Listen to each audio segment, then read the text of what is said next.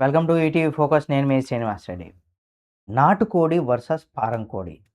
ఈ రెండిట్లో ఆరోగ్యానికి ఏది మంచిది అనేది కూడా ఈ వీడియోలో మనం తెలుసుకుందాం. ఇది ప్రతి ఒక్కరు కూడా తెలుసుకోవాల్సినటువంటి విషయం. ఇక నాన్ వెజ్ ప్రియులు ఎవరైతే ఉంటారో ఎక్కువగా చికెన్ అంటే చాలామందికి ఇష్టం ఉంటుంది. ప్రతిరోజు తిందామనేసి కూడా తింటూ ఉంటారు. చికెన్ ఫ్రై అని, చికెన్ బిర్యానీ అని, లేదా చికెన్ సూప్ అని ఇట్లా రకరకాల వంటకాలతో కూడా ఆనందిస్తూ ఉంటారు.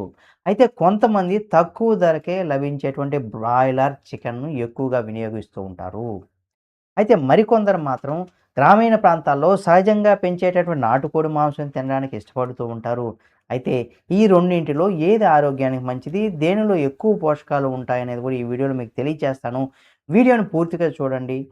మీకే అర్థమైపోతుంది. ఇక బ్రాయిలర్ కోళ్ళు తక్కువ ధరకే లభిస్తూ ఉంటాయి. కానీ వాటికి కృత్రిమంగా పెంచుతారు వాటిని. వాటి సంతానోత్పత్తి సమయంలో కూడా హార్మోన్లు, యాంటీబయోటిక్స్ విరివిరిగా వాడుతారు.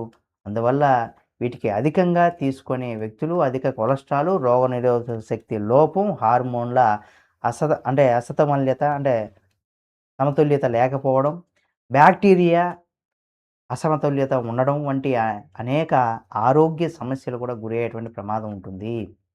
ఈ కోళ్ళలో పోషకాలు కూడా చాలా తక్కువగా ఉంటాయి. ముఖ్యంగా పోషకాల పరంగా చూస్తే కొవ్వు పరంగా బ్రాయిలర్ కోడి కంటే నాటుకోడి చాలా ఆరోగ్యకరంగా ఉంటుంది.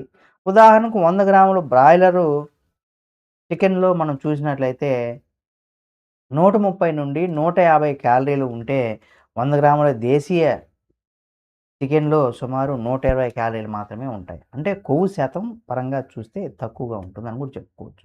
ఇక బ్రాయిలర్ చికెన్‌లో కొవ్వు ఎక్కువగా ఉంటుంది. ఇది కంట్రీ చికెన్‌లో అంటే నాటుకోళ్ళు మాత్రం కొవ్వు శాతం చాలా తక్కువగా ఉంటుంది. ఇక గుడ్లు పెట్టేటువంటి కోళ్ళలో పోషకాలు ఎక్కువగా ఉంటాయి. కానీ బ్రాయిలర్ కోళ్ళలో పోషకాలు మాత్రం చాలా తక్కువగా ఉంటాయి.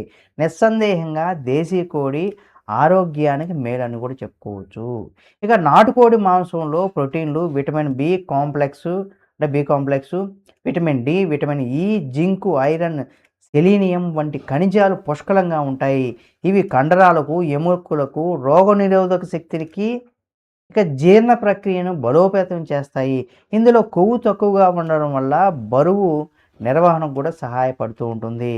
అంటే కొంతమంది ఎక్కువగా వెయిట్ పెరిగిపోతూ ఉంటారు. అటువంటి వారికి కూడా ఇది ఉపయోగపడుతుంది. ఇందులో ఉన్నటువంటి ఒమేగా 3, ఒమేగా 6 ఇక కొవ్వు ఆమ్లాలు ఏవైతే ఉంటాయో గుండె ఆరోగ్యానికి కూడా మంచివి.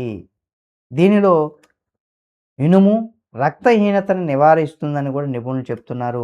సరైన పద్ధతిలో వండుకొని తింటే ఇవి ఆరోగ్యంగా ఉండవచ్చని కూడా చెప్పుకోవచ్చు. అంటే నాటుకోడి ఈజ్ ద బెస్ట్ ఆప్షన్ అని కూడా చెప్తున్నారు.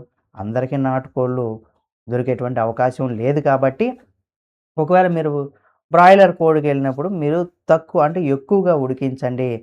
కొంతమంది ఏంటంటే వాటిని ఇంజెక్షన్స్ ఏసి కూడా త్వరగా పెద్దవైపోవడానికి కూడా చేస్తూ ఉంటారు కాబట్టి బాగా బాయిల్ అంటే 80% పైగా బాయిల్డ్ అయితే అవేవి కూడా మన ఆరోగ్యం పైన ప్రభావం చూపకుండా ఉంటాయి. కానీ కొవ్వు శాతం ఎక్కువగా ఉంటుంది కాబట్టి రోగనిరోధక శక్తి ఇవన్నీ కూడా కొంత మనకు ఇబ్బంది పెడుతూ ఉంటాయి కాబట్టి ఎక్కువ ఉడికించడం అనేది కూడా ప్రధానంగా గుర్తుపెట్టుకోండి. బ్రాయిలర్ కోడి తీసుకునేవాళ్ళు. ఇక నాటుకోడి తీసుకునే వాళ్ళకి బాగా ఉడికించి తింటే అది ఎక్కువగా ఆరోగ్యకరంగానే ఉంటుందని కూడా చెప్పుకోవచ్చు. ఈ వీడియో మీకు నచ్చితే లైక్ చేయండి. మరిన్ని వీడియోల కోసం మన ఈటీవీ ఫోకస్ ఛానల్ సబ్స్క్రైబ్ చేసుకొని పక్కనే ఉన్న బెల్ బటన్ నొక్కడం మాత్రం మర్చిపోకండి.